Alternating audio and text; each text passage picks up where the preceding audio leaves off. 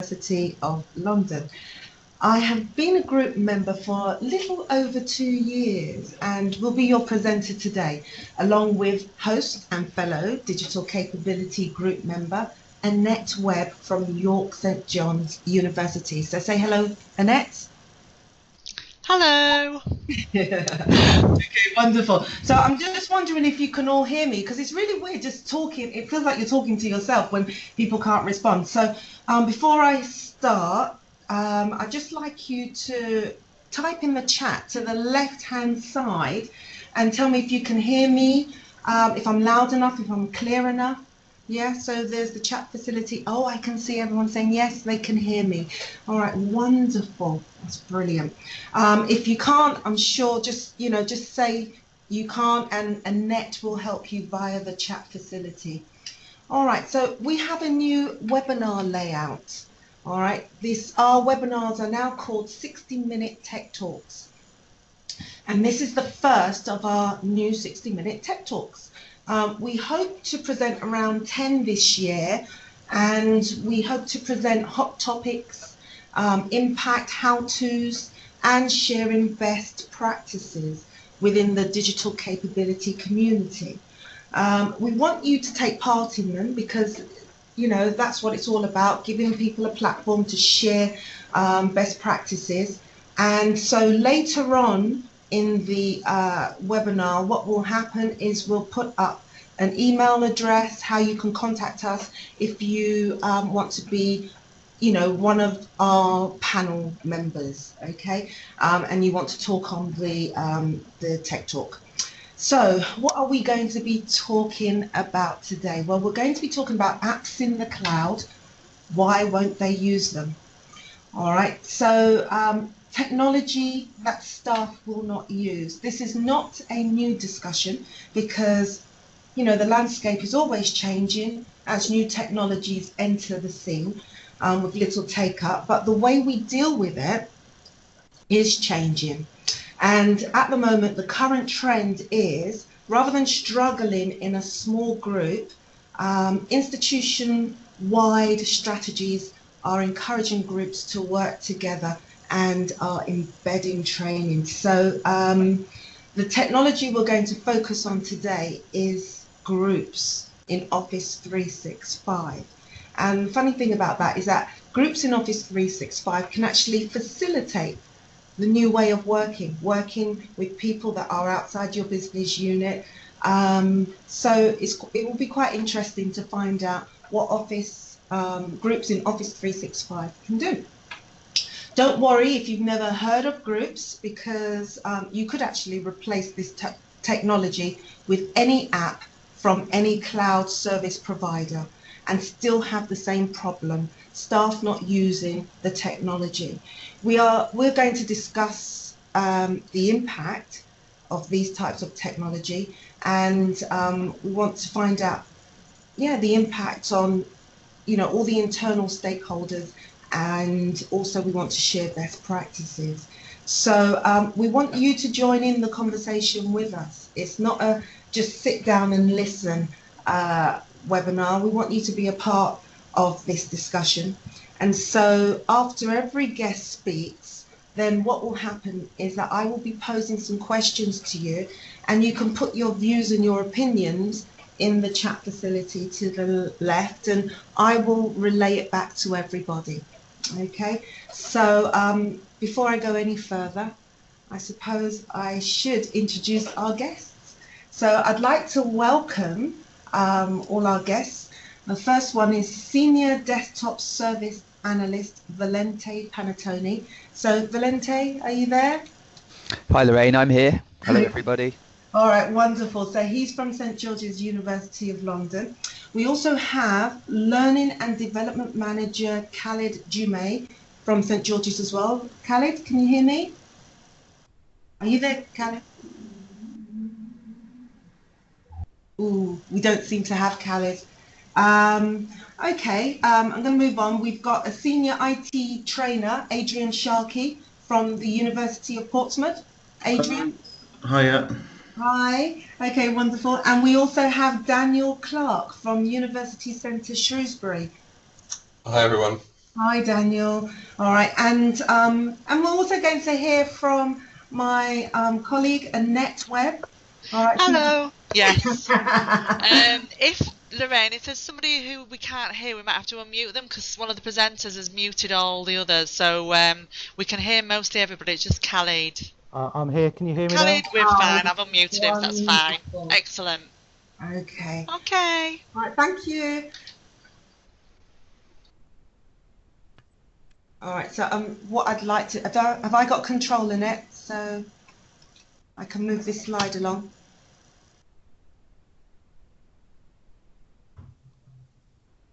Wonderful. Okay. All right, so I'm going to first of all start the discussion by talking about groups in Office 365. All right, so I don't know if you know the same if it's the same for all cloud providers, but Microsoft have a habit of releasing apps you have no idea that are coming, that were coming. So one night you might go to bed safe in the knowledge that you know everything there is to know about a particular tool, and then you wake up the next morning to find something has changed or been added. And I'm talking from a trainer's point of view. So can you just imagine what a user is thinking when they see the vast menus of apps?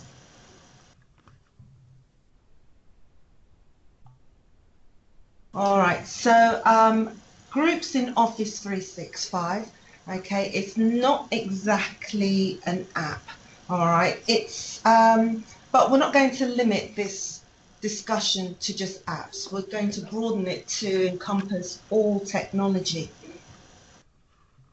If I can. All right, so what is groups? Well, it's actually SharePoint, okay, and a lot of people, they sort of like scream when they hear SharePoint. Okay, so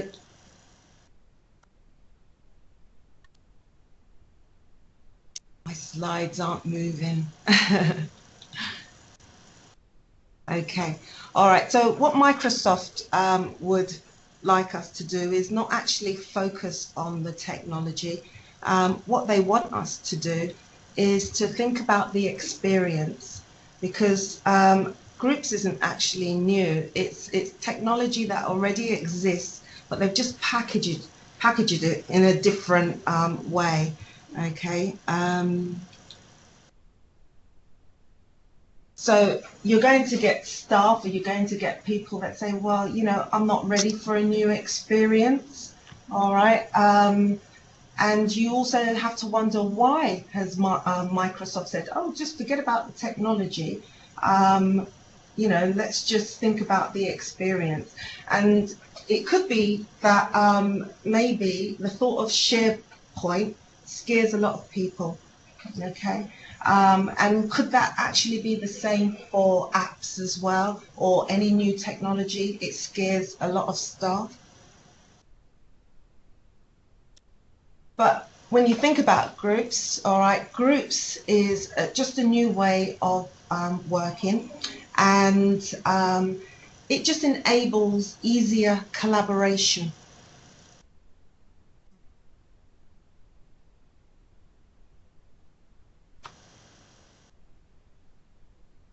I'm trying to move my slides and it's just not moving for me. Okay, so what do you get in groups? Well, you get conversations. Okay, so you get emails, all right, that enable conversations. Anybody that's actually joined a group can look at old emails that were sent to the group before they joined. So you get lovely conversations that people can subscribe to, unsubscribe. And what else do you get? You also get a shared calendar. Annette, are you actually moving my slides for me? Everything seems to be running a little bit slow, so please bear with me. Okay, so you get calendars, a shared calendar that people can add to. And what else do you get? You get a shared notebook. Okay, so this is a OneNote notebook where you can present files that you've got, any type of files, audio files, Excel files, video files. You can present that to the group, and you also get a library that shows you all the files that you have, okay, within the group, and you get a place to store it. So I don't know if you've all heard of OneDrive. Okay, so that's Microsoft's storage solution, OneDrive, so you can store it on there. And when you store it, you don't take up any of your own personal quota. It actually is taking up the institution's quota. So there are invisible site collections. And with groups, anybody can create a group. So that means that you could have maybe a knitting group that exists alongside maybe a staff development group. So by default, anybody can actually create groups, and you can make them private or you can make them public. But if you allow this, I'm sure it can become chaotic. What might happen is that you end up with lots of groups, and maybe inactive groups as well. Okay, taking up space on the institution's quota that there's no need for. So that's groups. I think I'm going to move on, and I'm going to speak to Valente. Valente is going to talk to me and tell me how this impacts on IT administration, looking after or managing such tools as groups. So hello, Valente, can you take me? Well, hello there, Lorraine. Thanks for introducing me, and hello to everybody that's attending this tech talk today. It's a fantastic idea, and I'll be talking a little bit about Office 365 group administration and the impact it can have on IT admin teams. And I have to confess, I've got a confession to make for full disclosure. Office 365 groups were completely new to me up till about 2 or 3 weeks ago. And it's been a bit of a steep learning curve, but hopefully I'll be able to convey some of the administration tools that are available to IT administration teams that pertain to Office 365 groups. So if I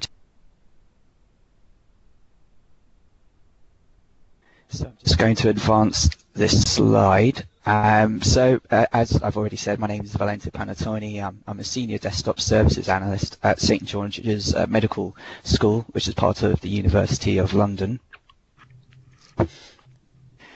And I'm going to try and cover 4 points for you today in the next 5 minutes. The first point will be what Office 365 has been like at St George's University of London generally. The second topic will be Office 365 group administration control, specifics of what admin control is available to IT administration teams for Office 365 modern groups. The third topic I'll quickly cover is whether it should be managed, whether modern groups and Office 365 groups should be managed, and we'll look at that a little bit. And then lastly, how Office 365 groups might be supported by internal training teams at universities and elsewhere. So moving on. So we took on Office 365 at St George's University of London in the summer of 2014. We migrated all of our customer mailboxes from an on-premise Oracle mail system to Exchange Online. And thus far, our main focus has been on Exchange Online specifically. We haven't really delved into all of the other apps that are a part of the Office 365 suite. And the impetus has been mainly on the mavericks out there and individuals who have seen the apps that are available and started to use them themselves. The Office 365 groups themselves, though, I have to admit and acknowledge, offer a unique opportunity to IT departments at universities in the way that they can harness the distribution group control. They could be a lock stock replacement for things like shared mailboxes. and that's something that we'll discuss a little bit later. So I've also made a point about whether or not IT departments should be using groups, SharePoint or Yammer for team collaboration. And there's a little link there at the bottom of this slide, I think you might see, where that discussion is gone through in a lot more depth. And I'll just summarize what the upshot of that video is that a lot of people feel that if you're already using Yammer or SharePoint for group collaboration, then don't bother with groups. But I don't know if that's the case for many of you or not, but obviously you have to take that on wherever you are with your Office 365 deployments. Moving on, so into the specifics of Office 365 Group Administration Control. So the Office 365 Groups Administration has moved along since it was first conceived and released in sort of mid-2014. We now have a set of tools that enable us to control Office 365 groups. One of which are e-discovery and litigation hold capabilities, which for institutions that have governance compliance requirements might well be of use. At St. George's, we're a medical school, and we need to be very careful that patient identifiable information isn't released and made available where it shouldn't be. So e-discovery and litigation hold could well be of use to us. Just in brief, e-discovery, if you're not familiar with it already, allows you to create queries that search your entire Office 365 infrastructure, documents, OneDrive store, mailboxes, calendars, on certain query terms. And if you identify anything that could be sensitive, you can restrict those mail items. Also, in Office 365 Group Administration, there's the ability to set group naming policies. So you can set a prefix or suffix that's automatically added when a group is created by a user when they're creating their own modern group for themselves. That's not something that we've leveraged yet, but that could well be handy in terms of structuring how groups are identified and named, bearing in mind, and this is something that I'll mention later on, that once a group is created, they're actually also visible within your global address list, within your Outlook client or OWA client. So yes, group naming policies, they're there and they're available to use within Office 365 Group Control. Office 365 groups, as you would expect, also can be managed via PowerShell. I just use one of the commandlets that are available today to look at how many groups our users, our Office 365 customers had made thus far, and it turns out we've got 120 of them. Without having advertised it to anyone that's out there, people, as Lorraine was saying, have seen that the apps are available, and they're being innovative and using the groups for themselves and the apps that are there. And we need to seriously ask the question internally whether or not we want to impose some kind of set of rules about the names that are used for groups, or when and where it's appropriate to create a group. And that brings me on to the next point about administration control within Office 365 Modern Groups, which is dynamic group membership. And what that enables you to do is use Active Directory attributes to automatically populate an Office 365 Modern Group. So as long as you have this information set up in your Active Directory, that's a very big if.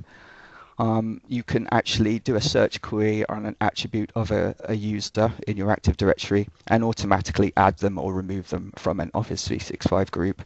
So that could well be useful in terms of automatically populating and creating groups.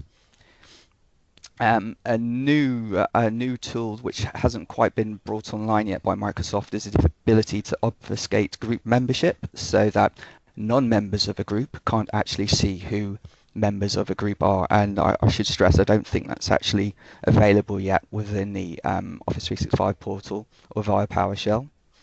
Also, another new feature which hasn't been brought online yet, which I think is a must really, is group expiry. Now, I think a lot of you are probably concerned that you'll end up with a proliferation of groups and that no one will ever use them and they'll remain inactive, and you'll end up with a lot of clutter in your Office 365 tenancy. When group expiry is brought online, apparently this will allow us to automatically delete groups which have been inactive for a defined period. Move on to the next slide here. And lastly, with regards to Office 365 admin control, there are reporting and auditing tools available within the Office 365 portal. That allows you to run reports on group creation or group updates or membership changes to give you a visual picture of your Office 365 group take-up. So those are the main Office 365 administration control tools that are available to us, and I'm sure that a lot of you who are involved in IT administration will be looking at those closely. So if I just move on to the next point about whether or not it should indeed be managed, and I think I've already hinted at that it's probably wise if you do. But however, at St. George's, we've taken a light touch approach to Office 365 group administration. And one of the reasons for that is because they've snuck it in under the radar. We didn't really see it coming. But I don't think we've quite missed the boat, and I think we can probably get things under control using the control tools that are there. One thing to bear in mind actually is that Office 365 groups don't appear within Outlook 2013 client. We just undertook a project to upgrade our Office clients from 2010 to 2013, so we've kind of missed out in that respect, but that perhaps gives us a unique starting point if we move to 2016 to think a bit more about Office 365 admin control. Unless you take appropriate steps, anyone can create groups. So bear that in mind if you're Office 365 customers. That if you want to control your Office 365 groups, you really do need to try and nip it in the bud and take actions as soon as possible. And each Office 365 tenant will have its own requirements. So depending on the governance compliance within your institutions, you'll have a different set of requirements and approach to this all. It's also probably worth bearing in mind the potential for internal and external sharing from Office 365 groups. This is a question that came up last week amongst us internally here, whether or not you could share a conversation or a document within an Office 365 group with someone who has a mailbox that's not internal to your domain. And the answer is that they can't become full members, but they can view any of the conversations once you've forwarded on the conversation to them, or you've involved them in some way, shape or form. And it should be borne in mind that could create a security compromise in terms of leaking of information or whatever the compliance requirements are within your institution.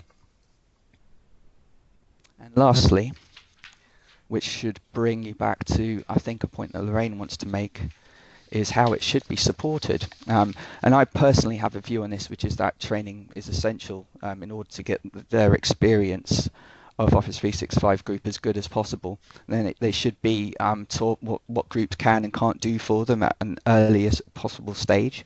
It should be explained to them what the capabilities are in terms of collaboration with external people that aren't part of your organization. And also, I think guidelines to curtail groups being created to no end should be put in place, so that at a minimum people should try and find out if a team group already exists before creating a new one. So there are my contact details there if you ever want to contact me for anything. I'll be on this tech talk for the next hour or so with you guys, so yeah, feel free to fire any questions away. And thank you, Lorraine. I'll pass back over to you. Thank you, Valente. That was lovely. Okay, so it looks as if I've got control. Oh, that was really good. So now's the time really for us to get you, the audience, to participate. Yeah, we want you to join in the talk. So how are apps from the cloud managed in your institution? Okay, so that's one question. Another question is, strategies are a good way of generating policies and guidelines when none exist. And what strategy do you think would cover this? Okay. And institution strategy. And also, the release of tools like this, do you actually, in your institution, do they release them in a coordinated way that involves all stakeholders? I mean, we've just had a view from IT admin. Did they talk to anybody else within the institution about what they were going to be doing? I know, Valente, you said that it was just, it was just released. We didn't even know that it was coming. But I mean, do we speak to other stakeholders and come up with some kind of approach? So these are your questions. Okay, so I'm just going to quickly have a look, should I say? Anybody? Okay, somebody says watch that video. Are we including in this the various app stores, or do we just mean core apps? We mean core apps. Okay.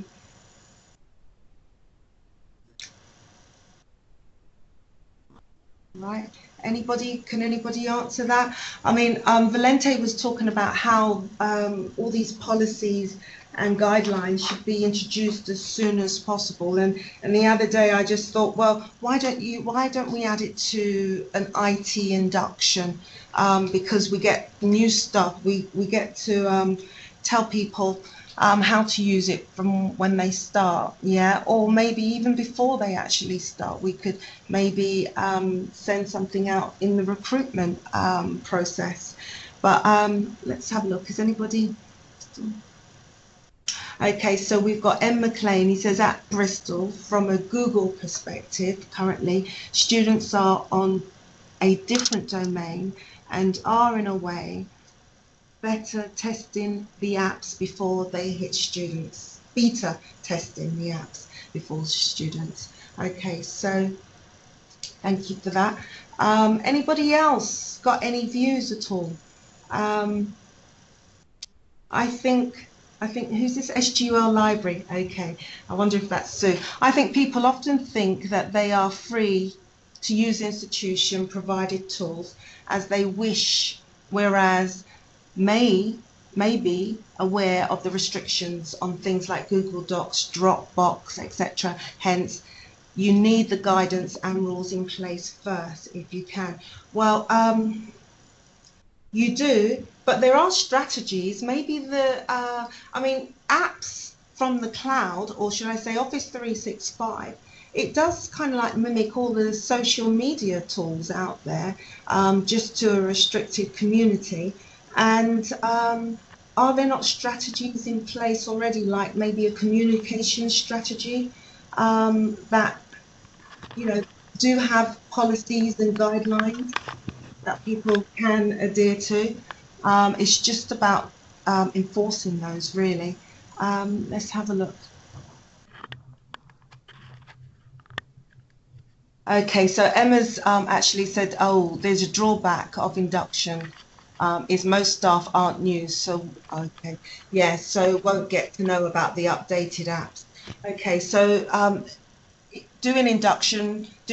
including it in an induction is good, but we also need something else. Okay, so I think we're going to move on. Thank you very much for putting your opinions in there.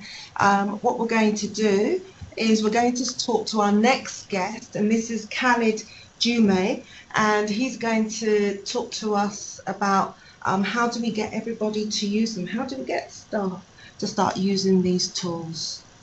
It's a very interesting question. I'm not sure I've actually got the answer, but certainly one for discussion.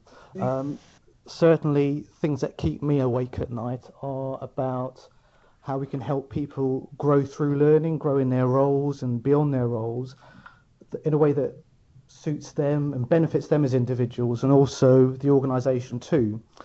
And what I tend to find, I'm going to try and move this slide on, what I tend to find is that people still tend to put a higher value on attending workshops and courses rather than learning in informal ways. And when in fact we know that most learning happens through doing things, so you may go on a course, but really the real test is when you have to apply that knowledge, and I think that's where things like office groups can help. I'd say that learning and development departments themselves can be stuck in a face-to-face course mentality, as if it's the only way. Mostly due to the expectations that are placed upon them. So people come to them, and managers come to them to say, "There's this problem. We need a course to get people through something, or just to show that we've done something." And it turns into a tick box exercise, which actually means that people don't learn what they need to learn to help them do their jobs better.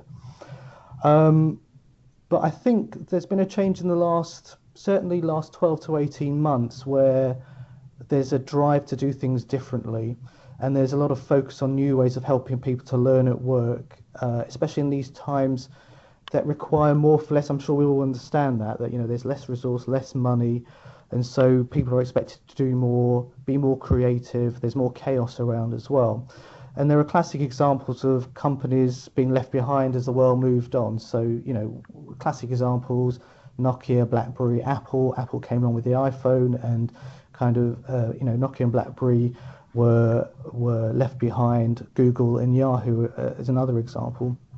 So where office groups helps is getting people connected, and this is what intelligent organizations realize, that they need their colleagues, they need their people to connect with their colleagues in a way that they haven't done before. And Lorraine was mentioning that in the introduction, that people are having to work across the structure, whereas before perhaps, and we all know that silos still exist, but we have to work across these silos, and this is where things like office groups can help. There was a survey run by Towards Maturity, so this was published just last month, and 77% of the people surveyed, so about 2,000 people were surveyed, and they rated working in collaboration with others as being essential or very useful. You can see there that 70% of people use their smartphone for work-related learning, not just the work smartphone, their own smartphone for learning, for work. And 69% of the people surveyed are motivated by technologies that allow them to network and connect with each other. So we've already heard about Yammer as well. So we've got these different things that help people to collaborate. As we heard in the introduction, office groups can help people to do different things. So emails can be sent to the whole group, files can be shared. There's a calendar, meetings can be set up as a result, and there's a shared notebook too.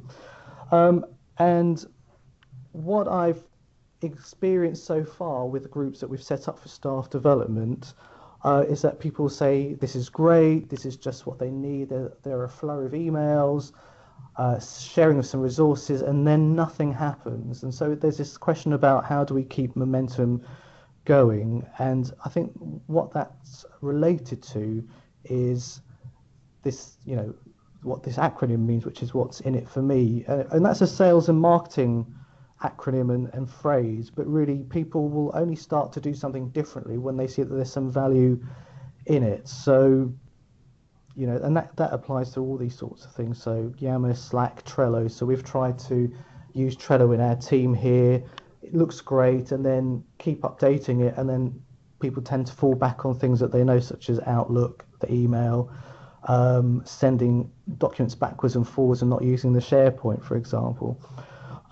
So if we can, as staff developers, show people what the value is of something, what's in it for me, and they can see that they're getting something out of it, then I think there is greater uptake. And yes, there are implications in terms of training how to use something, but I think the learning curve for office groups is much less compared to something like Yammer or Trello or Slack, where they're very familiar with the interface, the way that it looks. It comes straight to the inbox, it uses SharePoint. So I think that's really, really helpful with office groups, and maybe that's the way to start getting people to work collaboratively through platforms like office groups. So I suppose a question that I'd like to ask is, why are you using such technologies within your organization? What's the use of office groups so far? What are people finding? Just wait for people to reply to that, if at all, in terms of using the technologies.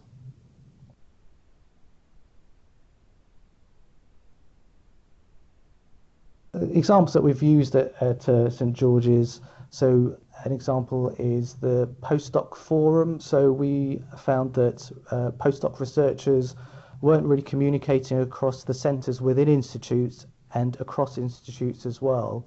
So what we've done is set up an office group, and they've done it themselves. So this question about control or not to control is really a critical one, where we've allowed them to, because it's been snuck under the radar, as has been said, they've been able to set up the group, and through that they've been able to publicise events. And we're using that group now also to get ideas for a research conference that we want to run in June. So that's an example of us using it here. So just seeing 700 groups at Cardiff University, and it's interesting that people don't really know what they are or what to use them for, because perhaps the space is taken up with other things, or they're collaborating perhaps face to face. What are the reasons that they don't really know what to use them for? Is it that something already exists that's similar, that it doesn't actually add much value to what people are doing already?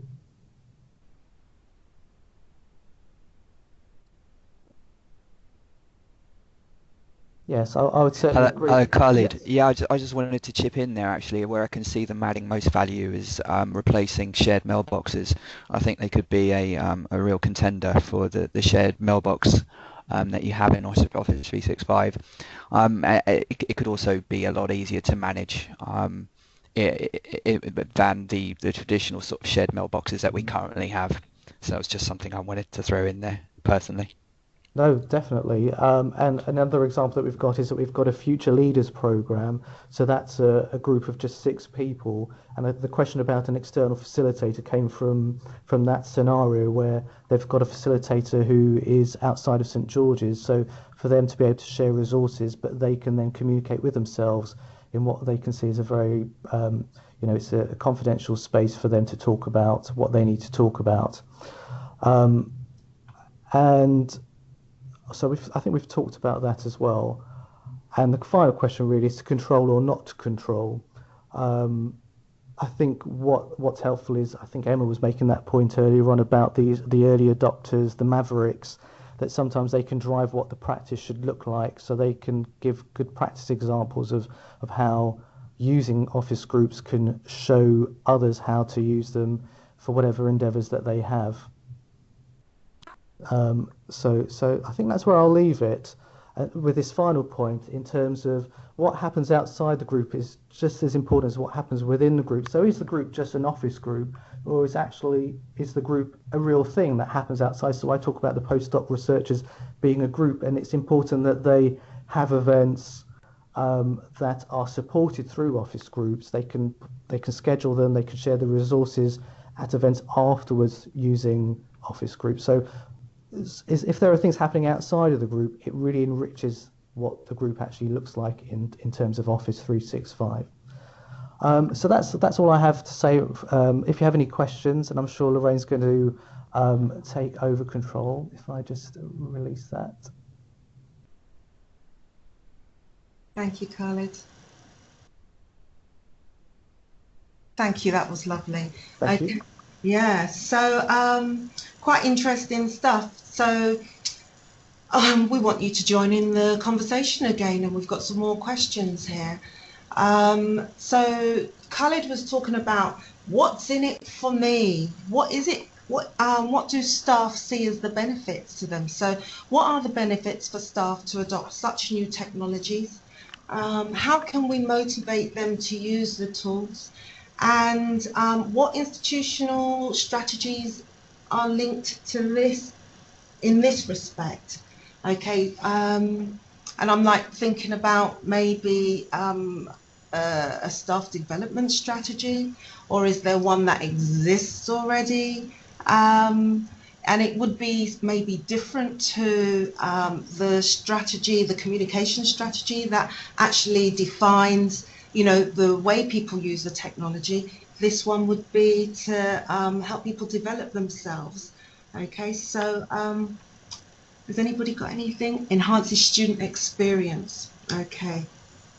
Our students, yeah, go ahead. So, yeah, just to add in, Lorraine, about the strategies, you mentioned staff development strategy there, and I think certainly that's where we can push the use of things like office groups.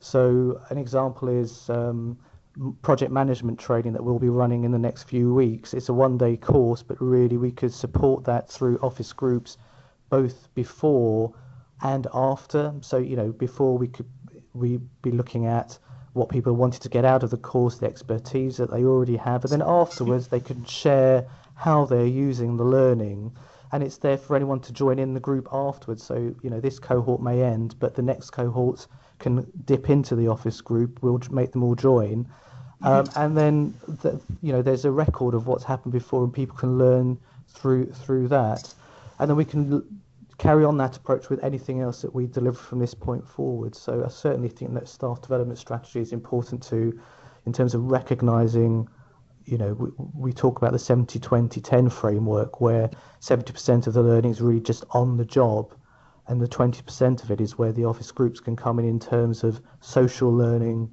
and sharing ideas, sharing troubles, sharing barriers, sharing resources. So I think that's where it can really come in terms of a strategy. Yeah, we've got Liz here that just says it encourages new ways of working more effectively, and we've also these are the benefits. And of course, I was thinking about this, and I was just saying, employability.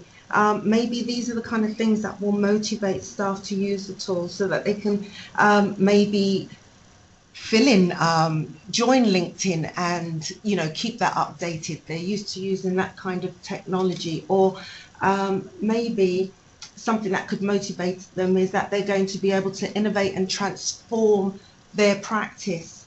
Or we've had personal conversations about this, Khalid, about rewards. Maybe something externally, like a reward that can motivate them. You have students, that are motivated to improve their careers, and so what happens is that they use the technology, and then that sort of like pushes the staff that teach them, the academic staff that teach them, to learn the tools and everything like that. But we're sort of like talking about professional services staff, and the things that motivate them yet are different. And I do believe that somebody was actually saying that it all depends on the type of what staff you're looking at. Benefits for staff may well vary between academics wanting to engage with groups of students, I think this is Emma's one, or research groups, compared to, say, administrative staff who need to share confidential information. But yeah. Lorraine, can I just pick up on the point? And I think really it's around how established VLEs already are in an institution. So at St George's, we were in the process of switching over. And traditionally staff development. So I've been here less than a year, but in my old role at my old organisation, the VLE certainly was used for staff development. We used it a lot. I had a very good relationship with the person who developed developed Moodle at my last place of work. Here, it traditionally hasn't happened. So, and in terms of timing, we've got office groups now, and the VLE may take a while. The new VLE may take some time to develop and become live. So I think sometimes it's just about the context that you're in. So if it's suitable to use a VLE for the collaboration and support of staff development, then that's fine. But it depends on the timing and the institutional context, certainly. Yeah, I was just reading another little comment from M. McLean, who says, 2 is the biggest thing for us. I think tech stuff is easy with the resources. Getting people to work in a different way is very hard. So it's all about trying to change the culture, isn't it? Digital culture. But we're going to move on. Okay, so thank you very much, Khalid. That was really Thank you very much. good. All right, so we're going to move on to our next guest, who is Adrian Sharkey. Now, he is a senior IT trainer, and he has had the experience of actually working with different people within his institution to deliver training. And he's going to talk about whether we should do informal training or whether we should do some formal training or not train at all. So hello, Adrian, are you there? Hello. Okay, all right, I'll pass it on to you. Okay, thank you very much. Thank you for having me today. When it comes to do we train the tools, I'm just trying to move the presentation on there. But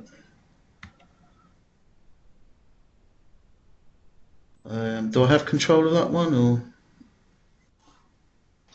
Yes, you do have control, Adrian, so it should work. Okay.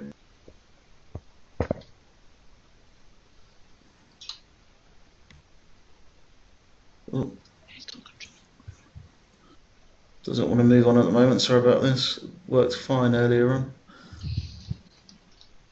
Oh, there we go. So, the original scope, oh, and it's going on even further.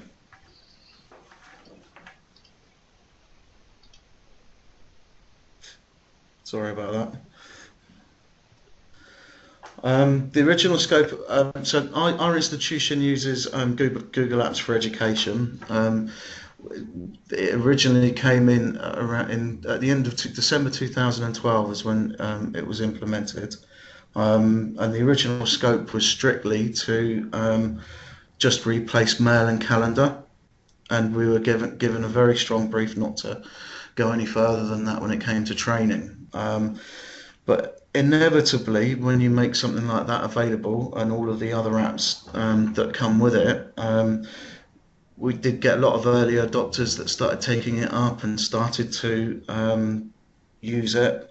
Also became lots of pockets of use. So, for example, IS used a lot of the extra applications, Google Drive in particular, things like documents and sheets, and started using that fairly extensively. Departments like engineering started to use it, and there'll be certain academics that even used it within their classroom as a useful teaching tool.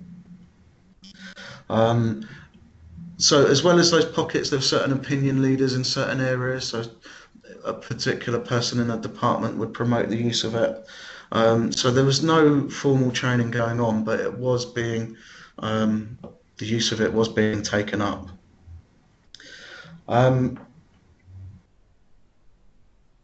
As a result of that use, we did get people coming to us asking for training. There's a kind of a big constituency out there that still want classroom training, that feel it's useful, that aren't so happy to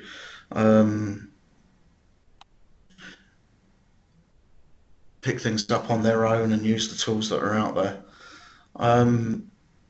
So we did introduce training.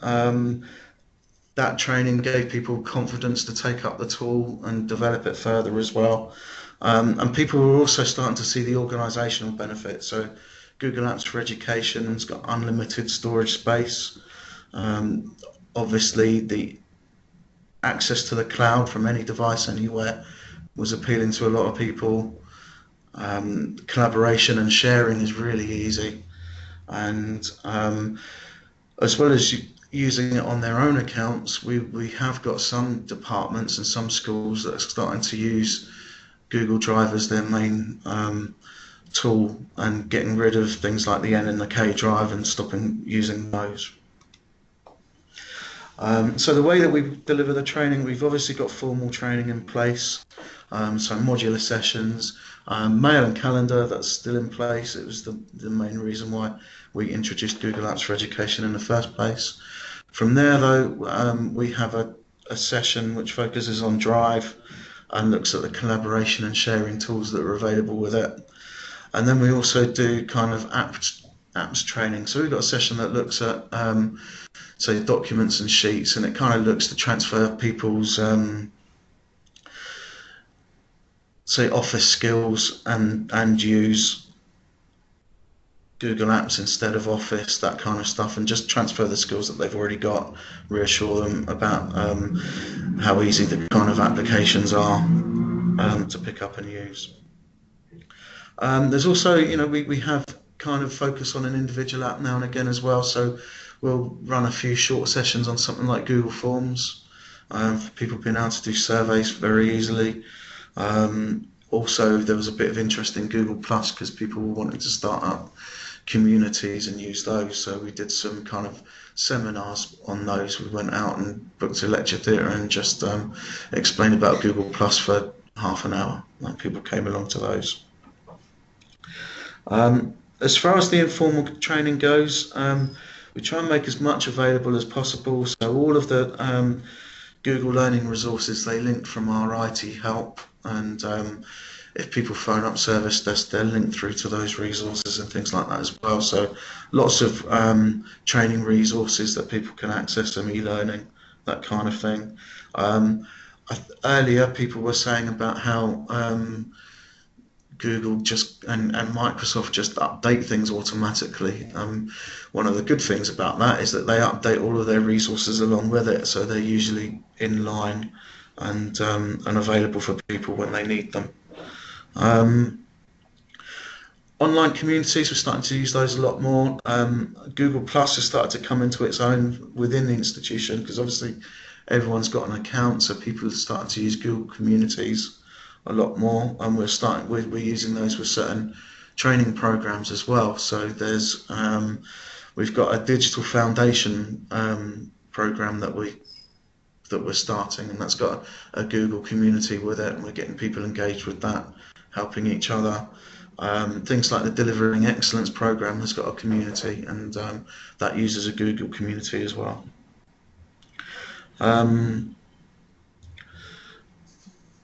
There are people within the university, so certain lecturers will they'll run sessions through DCQE about how they've used Google in the classroom, and almost used it as a flipped classroom technique, and so they're sharing good practice as well.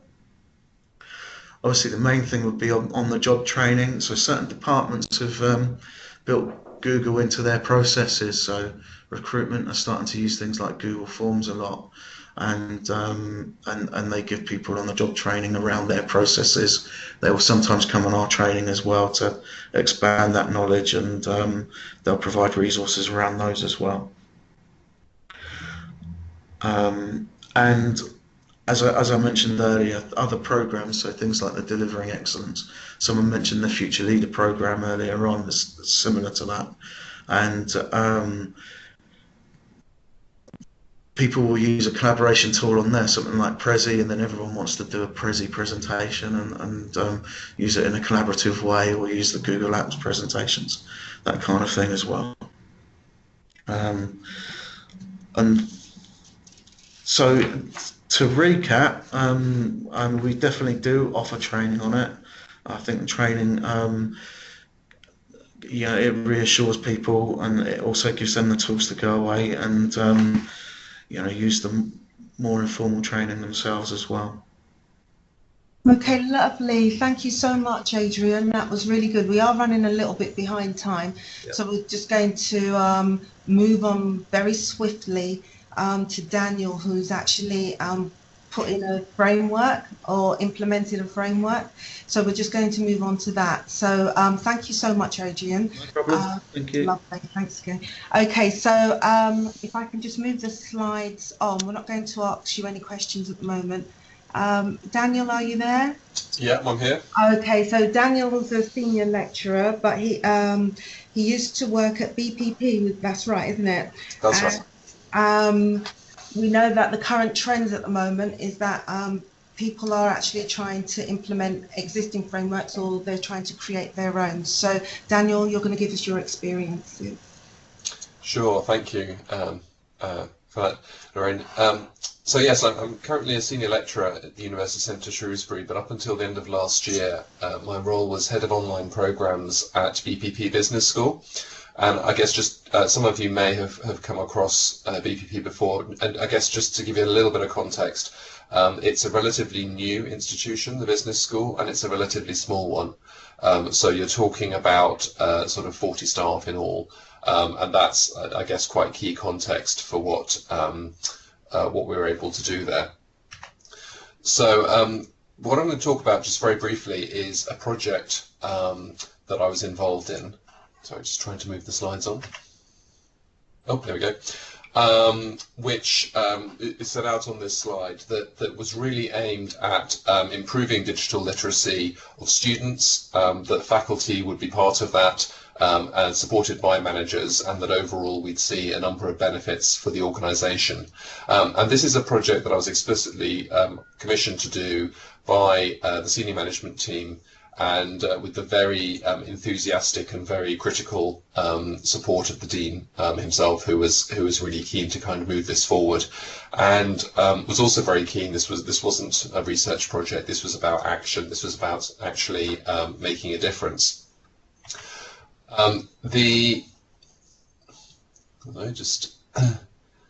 Yes, this is so. Thanks for the comment about the spotlights and digital capabilities. This is a sort of boiled down version of some of what I presented then. I'm switching. Okay, the sort of theoretical framework that we use, which I'm sure will be familiar to a lot of you, is the old version of the JISC Digital Literacies Framework, which I know has been superseded now by something that's a bit more sophisticated. But this one I really liked, still like.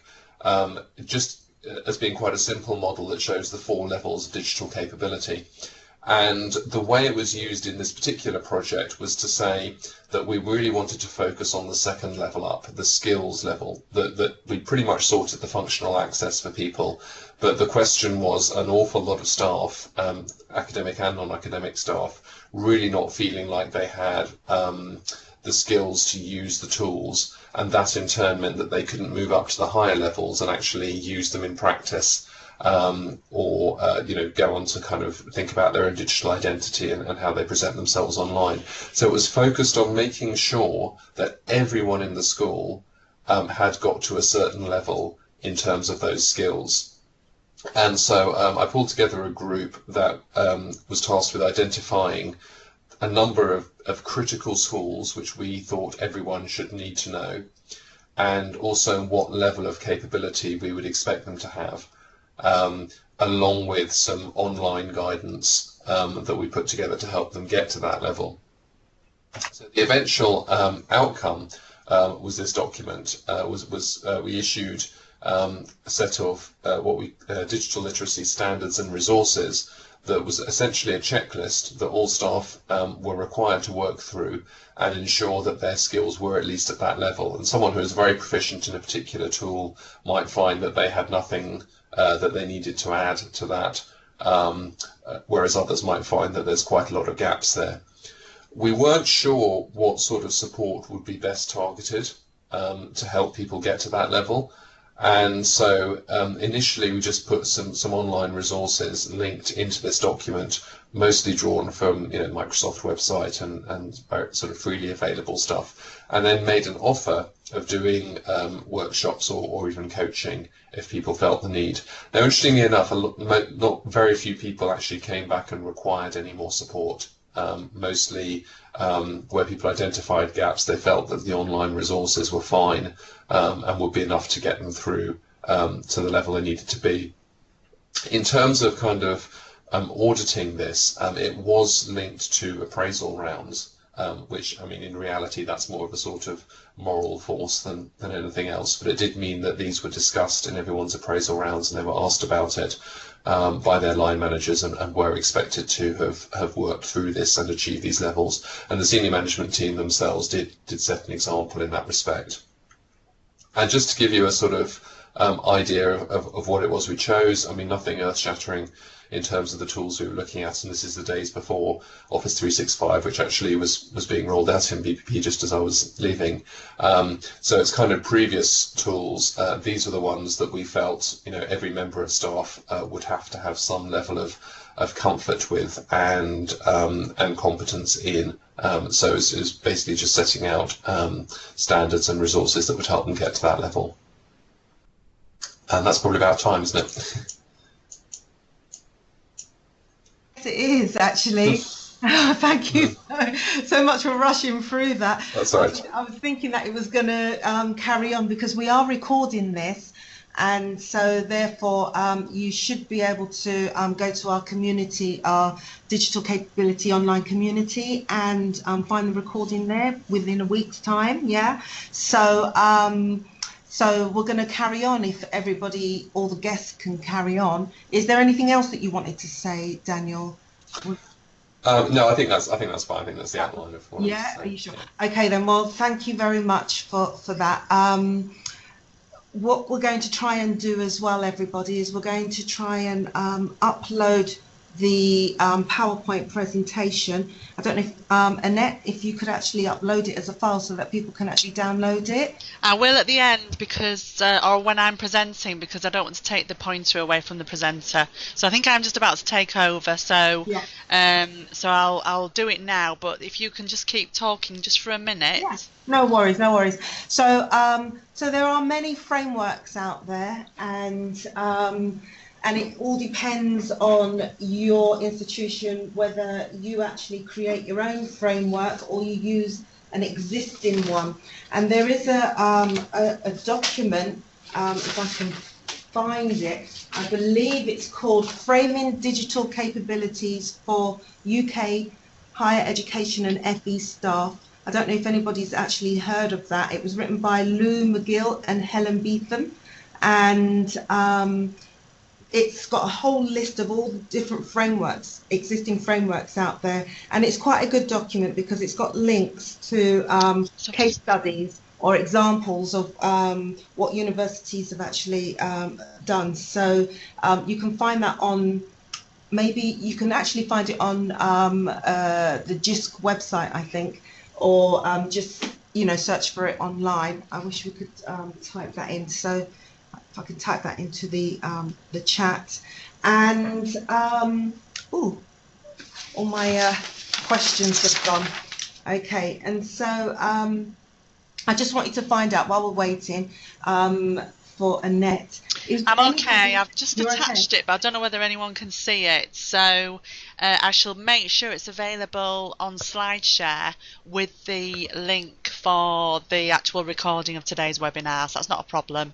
Okay, wonderful. Okay. All right. So is anybody using the JISC six element framework at all out there? Oh, wonderful. Thanks, Julie. Is anybody doing that? No? Okay. All right. So that's the one that you used, wasn't it, Daniel? I think you did mention it. Yeah, we used kind of the predecessor version of this. Okay. This has been updated last year. All right, wonderful. And I don't know if everybody's aware that JISC are running a digital capability project for institutions. Okay, so what they're doing is they're trying to get together, you know, like a framework and also maybe guides on how an institution can actually become, you know, a digital capability institution. So that's to help, you know, your staff to start using all of these tools and things like that. There is a pilot actually going on at the moment, and I know I spoke to you, Annette, didn't I? And Yeah. you said that your university is taking part in it, and I was just wondering if anybody else knows about that and if they're taking part and if they know what's actually going on, because it hasn't finished yet. But so can I just move on to the further reading, just so people are aware of what they can read up on after today's session? Because I think we're losing people. It's over an hour now. So okay. There's a digital survey findings report which came out last year. And we are just about to start another survey just to compare against that one. So that'll be interesting how things have changed in a couple of years. And from that survey, a case studies report just came out recently, which goes into a lot more further detail about the qualitative data that we got from the survey, and interviews were taken place with the respondents, and a lot of interesting information has come out. So that's available from the UCISA website as well. So there's a link here.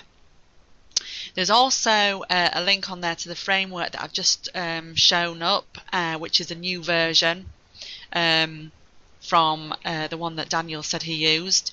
I think that's just different, that it encompasses a whole ICT competence. And finally, there's a social media toolkit that's just been released, and that goes into detail about using social media for teaching and learning, which I think is really useful. So just to go on to the upcoming events, and we've got the conference coming up on the 25th and the 26th of May. There's a link there that people could use. Also, that'll be included on the information that you'll receive. I will try and send an email with links to everybody who's participated today. There's another webinar in April, which is following on or getting feedback from the Digital Capabilities Survey. I think I've got the date on this slide, which I think is further on. I think it's the 19th of April. So there's the contact details to contact myself or Lorraine. And I think what we'd like to know is if there's anybody else who have any things that they want to talk about in a future Tech Talk.